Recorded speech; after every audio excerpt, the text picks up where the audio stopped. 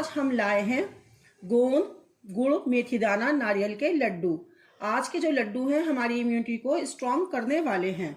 सर्दियों का मौसम आ गया है। सर्दियों के मौसम में हम सभी घरों में मेथी दाना के लड्डू बनाते हैं, जिसका रीज़न है सर्दियों के मौसम में मेथी दाना खाने से हमारी बॉडी पूरे साल फिट रहती है, कोई बीमारी नहीं होती है। तो मेथी के लड्डू बनाने के लिए हमें क्या क्या इंग्रेडिएंट्स चाहिए, चलिए जल्दी से नोट कर लेते हैं। सबसे पहले हमारे पास ये है मेथी पाउडर, जिसको कि हमने 100 ml दूध के साथ भिगोकर 6 घंटे पहले रख दिया था। देखिए ये फूल चुकी है बिल्कुल। इसको हमने बिल्कुल फाइन पाउडर बना लिया था और इसे फूलने के लिए रख दिया था 100 ml दूध के साथ। और ये हमारे पास 50 ग्राम जो है मखाने हैं, लोटस सीड। ये हमारे पास 500 ग्राम गुड़ है, जिसे हमने पीस लिया है, बारीक बारीक कूट लिया है। ये 100 ग्राम हमारे पास कोकोनट पाउडर है, जिसे हमने बारीक बारीक ग्रेट करके मिक्सी में चला लिया है। और ये हमारे पास 100 ग्राम किसी भी तरह का गेहूं का आटा है, व्हीट फ्लोर। 100 ग्राम यानी कि आधा कप हमारे पास गोंद है। 250 ग्राम हमें इसमें इन सबको तलने के लिए देसी घी की जरूरत पड़ेगी। और ये हमारे पास 50 ग्राम आलमंड है और 50 ग्राम ही कैशियर्स हैं। कैशियर जो है ये बिल्कुल ऑप्शनल है, आप चाहे तो डालिए, चाहे आप इसे स्किप कर सकती हैं। और ये हमारे पास 85 ग्राम किशमिश है, ये भी ऑप्शनल है, अगर आप चाहे तो डालिए, वरना इसे स्किप कर दीजिए। और ये हमारे पास 1 टेबल स्पून हरी इलायची का पाउडर है, 1 टेबल स्पून जिंजर पाउडर यानी कि सौंठ, 1 table spoon white pepper powder यानी कि दखनी मिर्च का पाउडर। अगर आपके पास दखनी मिर्च नहीं है तो आप इसको काली मिर्च भी यूज कर सकती है, लेकिन हम प्रीफर करेंगे कि आप दखनी मिर्च ही यूज करें, क्योंकि ये इसके हेल्थ बेनिफिट जो होते हैं बहुत ज्यादा होते हैं। तो चलिए बनाना शुरू करते हैं। सबसे पहले हमने ये 2 टेबल स्पून भर के घी डाल दिया है। इसमें अब हम ये जो है अपनी मेथी को भून लेते हैं। अच्छी तरह से मेथी को भूनना है। इसके अंदर से जो ये हमने दूध में भिगोई थी तो बिल्कुल भी नमी नहीं रहनी चाहिए। अगर इसमें नमी रह जाती है तो इससे इसकी शेल्फ लाइफ कम हो जाती है।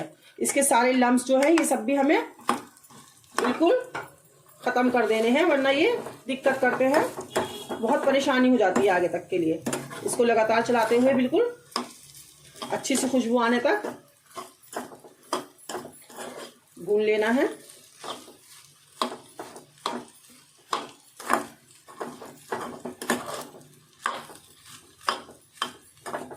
शुरू में ये चिपकेगी क्योंकि दूध में भीगी हुई थी, लेकिन जैसे जैसे इसका दूध जो है ड्राई होता जाएगा ये खुद ही घी छोड़ने लगेगी और चिपकना बंद हो जाएगा। इसके सारे लम्स को हमें यहीं पर खत्म कर देना है।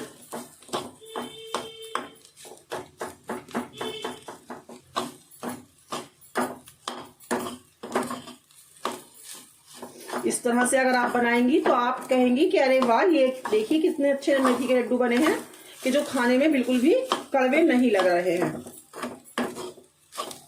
बहुत जायकेदार होते हैं, बहुत ही मेथी के हेल्थ बेनिफिट्स होते हैं। मेथी के लड्डू सर्दियों में बनाए जाते हैं क्योंकि मेथी की जो तासीर होती है वो गर्म होती है। मेथी एक औषधि भी है। मेथी कभी भी एक्सपायर नहीं होती, इसकी कोई एक्सपायरी डेट नहीं होती है। अगर मेथी को अचार में डाल दिया जाता है तो अचार को कहते हैं कि वो औषधि बन जाता है। फ्लेम अपनी मीडियम रखनी है, आराम आराम से भूनना है, जलाना नहीं है।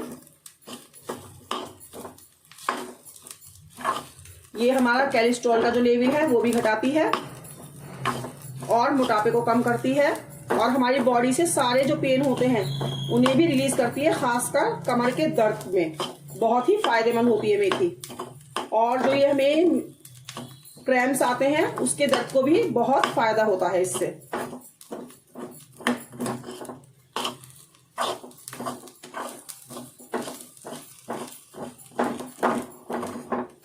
इसका कलर चेंज होने लगा है। देखिए जैसे जैसे ये भुननी शुरू हो गई है वैसे वैसे इसने बर्तन को छोड़ना शुरू कर दिया है। देखिए अब बिल्कुल भी नहीं चिपक रही है क्योंकि इसका दूध जो है वो बिल्कुल ड्राई होना शुरू हो गया है। तकरीबन ड्राई हो चुका है, बहुत अच्छी सी स्मेल आ रही है। ये भुनने लगी है बिल्कुल। ये मेथी जो है इसका कलर बिल्कुल हल्का हल्का सा चेंज होने लगा है। हमें मेथी को तब तक भूनना है जब तक ये घी ना छोड़ दे। देखिए घी आना शुरू हो गया है बिल्कुल। हमारी जो ये वेसल है ये घी छोड़ने लगी है, इसका कलर चेंज हो गया है और हल्की हल्की सी खुशबू आने लगी है। यानी कि हमारी मेथी जो है वो बिल्कुल भून के परफेक्टली तैयार हो चुकी है। बस अब हम इसको चलिए ट्रांसफर कर लेते हैं। इसका कलर भी चेंज हो गया है हल्का हल्का सा और खुद बहुत प्यारी सी खुशबू आ रही है। अब हम इसमें आटा भून लेते हैं। फिर से 2 टेबल स्पून जो है भर के हम घी डाल रहे हैं और अब हम इसमें आटा भून लेते हैं। ये हमारा आटा, आटे को भी हमें इसका कलर चेंज होने तक, एक अच्छी खुशबू आने तक भूनना है लगातार।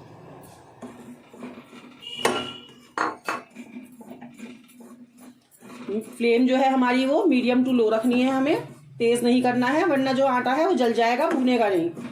जब आटा जो है भुन जाता है तो इसका बहुत ही अच्छा जायका होता है।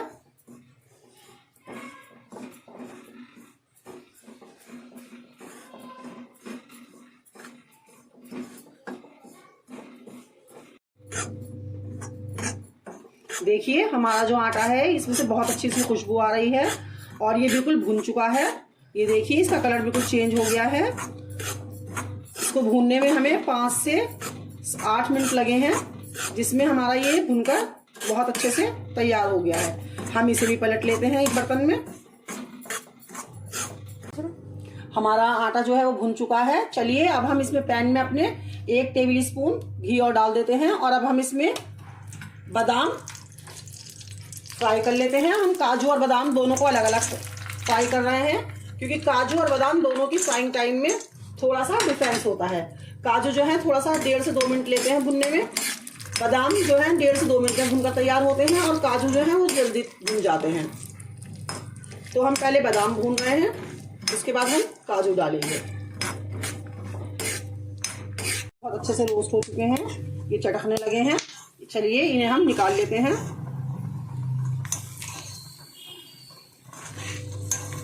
बहुत ही अच्छी तरह से रोस्ट हो चुके हैं हमारे बादाम।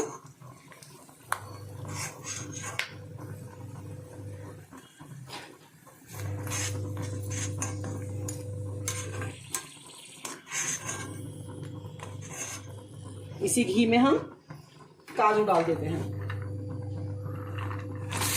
ये हमारे साबुत काजू हैं। अगर आपके पास टुकड़ी वाले काजू हैं तो कोई बात नहीं, आप टुकड़ी वाले काजू भी ले सकती हैं। बस वेट जो है उसका वो एक्यूरेट होना चाहिए। हमारे पास इस टाइम ये साबुत ही थे तो हमने साबुत ले लिए हैं। और स्किप करना चाहें तो आप, ये ऑप्शनल है, आप इसमें स्किप भी कर सकती हैं। काजू बहुत जल्दी भुन जाते हैं, लगातार चलाते हुए बहुत ध्यान से, वरना ये जल जाएंगे।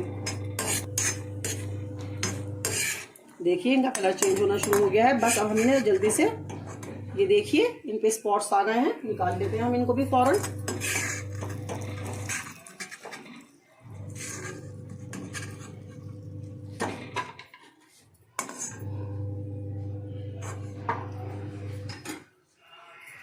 और अब इसी पैन में हम अपने गैस की फ्लेम को बिल्कुल लो कर देते हैं और इसी में हम 1 टेबल स्पून घी और डाल रहे हैं।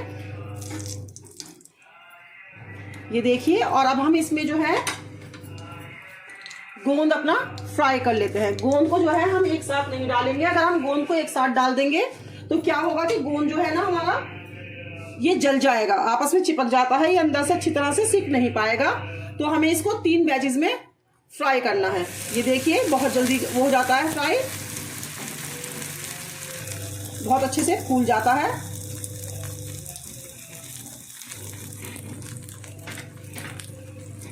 इसे बहुत अच्छी तरह से भूनना बहुत जरूरी है, वरना ये बाद में दांतों में चिपकता है।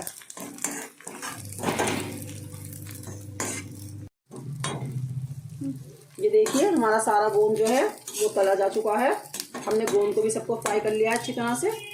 इसको सबको भी अब हम ट्रांसफर कर लेते हैं। फूल गया है अच्छी तरह से। इसको अंदर तक से पकना बहुत ज़रूरी है, वरना ये लास्ट में अगर ये सही से नहीं सीखेगा, ये कच्चा रह जाएगा तो ये हमारे दांतों में चिपकता है, जो बिल्कुल भी अच्छा नहीं लगता है, चीव हो जाता है ये। हमने दोबारा से 2 चम्मच देसी घी डाल दिया था और उसमें हम जो है ये मखानों को अपने तल रहे हैं अच्छी तरह से, एक क्रिस्प आने तक और इनका कलर चेंज होने तक हम मखानों को तल लेंगे। हमारे सारे ड्राई फ्रूट्स तल जाएंगे। और जो गोला है, गोला भी अगर आप चाहें तो आप फ्राई कर सकती हैं, लेकिन हम गोले को डायरेक्ट ऐसे ही यूज करेंगे। हम गोले को फ्राई नहीं कर रहे हैं क्योंकि हमें गोले का जो फ्राई टेस्ट है वो पसंद नहीं है और हमारे बच्चों को भी वो कड़वा लगता है, अच्छा नहीं लगता खाने में, इसलिए हम बिना तले ही यूज करेंगे गोले को। आप चाहें तो गोला जो है वो फ्राई कर लें और किशमिश को भी आप फ्राई कर सकती हैं। अब बोलो, देखिए हमारा जो गोंद है हमने बहुत बारीक बारीक इसको दरदरा ऑलरेडी पीस लिया था, तो इसे हमें पीसने की जरूरत नहीं है। और ये गोला भी हमने भूना नहीं है, हम ऐसे ही मिला रहे हैं। तो इसको भी हम इसमें असेंबल कर देते हैं, मिक्स कर देंगे। और ये अपनी किशमिश, ये भी हम इसमें मिक्स कर रहे हैं। और ये हरी इलायची का पाउडर, ये सौंठ का पाउडर, ये दखनी मिर्च का पाउडर, ये भी हमने डाल दिया है।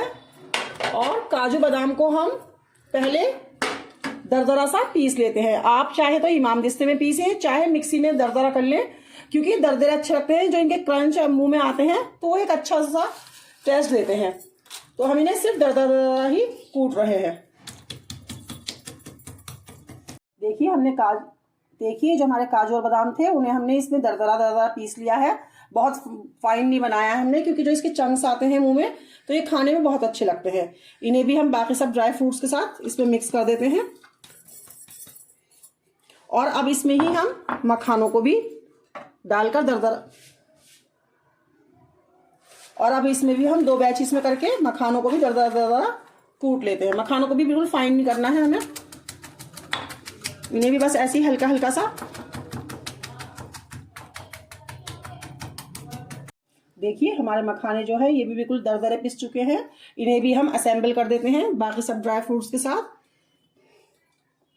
और चलिए अब अपना गुड़ जो है उसे मेल्ट कर लेते हैं। तो गुड़ को मेल्ट करने के लिए दोबारा से हम ये 2 चम्मच इसमें देसी घी डाल रहे हैं।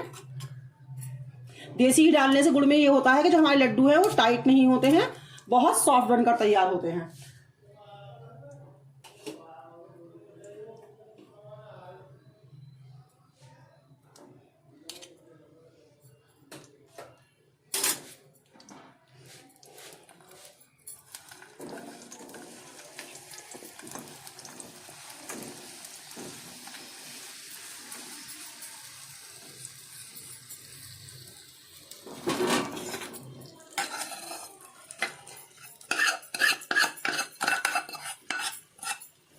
तो बहुत मीडियम लो पे फ्लेम पे हमें इसको मेल्ट करना है, लगातार चलाते हुए।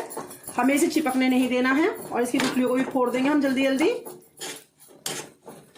नहीं तो ये बहुत टाइट हो जाएगा और काला काला हो जाता है, तो उससे इसका टेस्ट और कलर दोनों ही चेंज हो जाएंगे। हमें सिर्फ इसको मेल्ट करना है।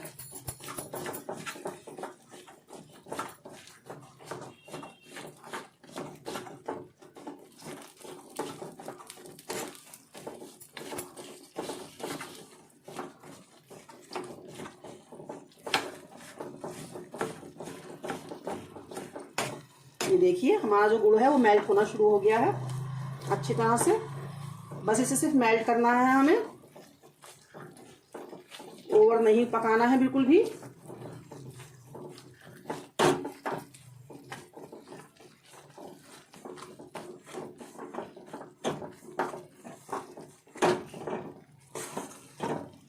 गुड़ की बहुत अच्छी सी खुशबू आ रही है। ये अच्छी तरह से मेल्ट हो चुका है। बहुत थोड़ी सी सिर्फ इसमें लम्स बचे हैं, उन्हें भी हम पिघला देंगे स्पून की हेल्प से।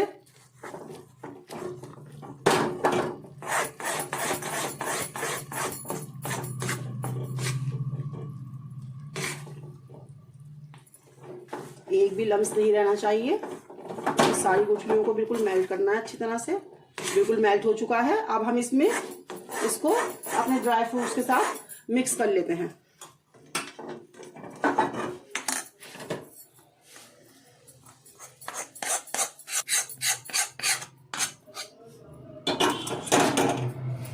स्पैटुला या इसकी हेल्प से कीजिएगा, गुड़ गर्म है, ठंडा इससे आपका हाथ जल सकता है।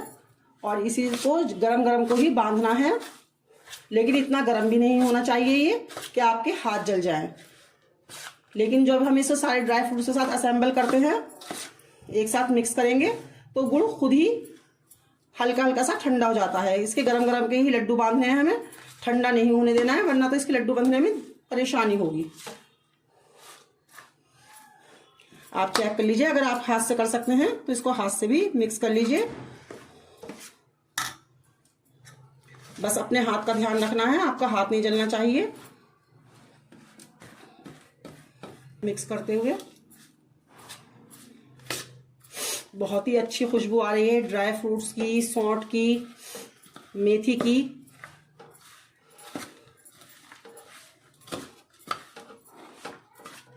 अल्हम्दुलिल्लाह बहुत ही प्यारी खुशबू पूरे हमारे किचन में फैल रही है।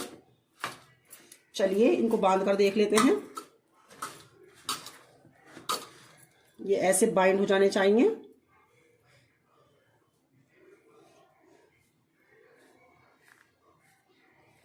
ये बाइंड होने लगे हैं।